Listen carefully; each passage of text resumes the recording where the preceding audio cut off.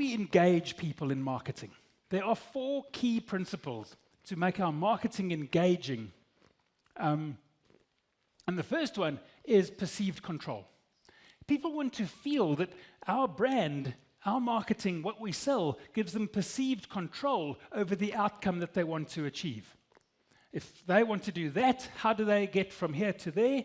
To achieve that, they buy what you're selling. The second thing they need is perceived progress. If I buy this, am I moving closer towards my goal?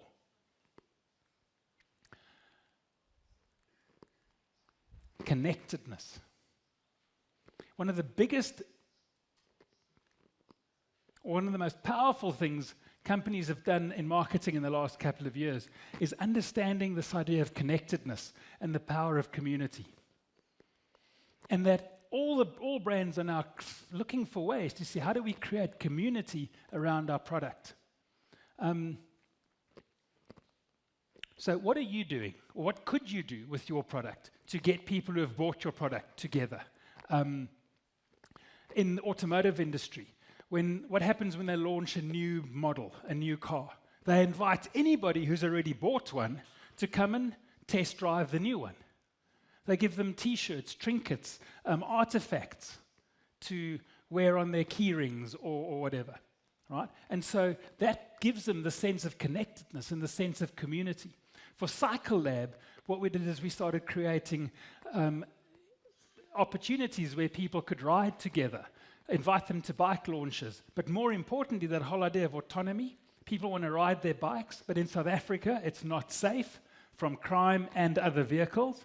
And so we said, well, let's create a cycling club from each store that will have set rides at different times of the week, and people could come and join and create community. And what's the other thing that happens when you create community? I arrive with my new bike, and you're still riding last year's model, and what are you going? Geez, Eric's got a nice new bike. I want one too. And so that directly influences sales. And then the fourth thing is this whole idea around this vision and meaning. And we've spoken plenty about that already. So the last thing then, before we move on to telling a story, which is the last element, is how do we optimize decisions? If we are putting so much effort into marketing, and we're putting so much effort into a sales moment, and convincing people with our USP, etc., that Kevin spoke about earlier, what do we then need from an emotional and a psychological perspective to do it? Number one, tangibility. Where possible, people want to touch, feel, and interact with the product. Right? Rolls-Royce. Have you ever seen an advert for Rolls-Royce? Have you ever been to a car show where Rolls-Royces are sold? No.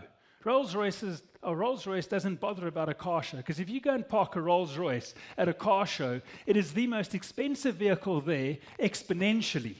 And when you've parked your Rolls-Royce next to an Audi, the customer is looking at that going, I can get this Audi for £35,000 versus this Rolls-Royce at £350,000. What do you think they're going to buy? It ain't the Rolls-Royce. So what do? They take their Rolls-Royces to air shows.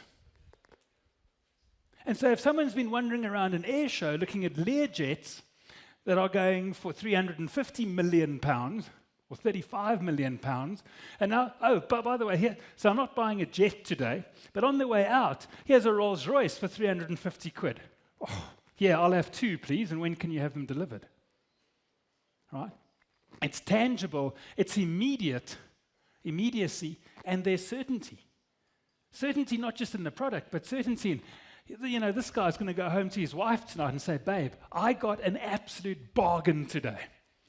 Instead of spending £35 million on a jet, I've only spent £700,000 on 2 Rolls-Royces. What color do you want? And his wife's going to go, that's incredible, I love you.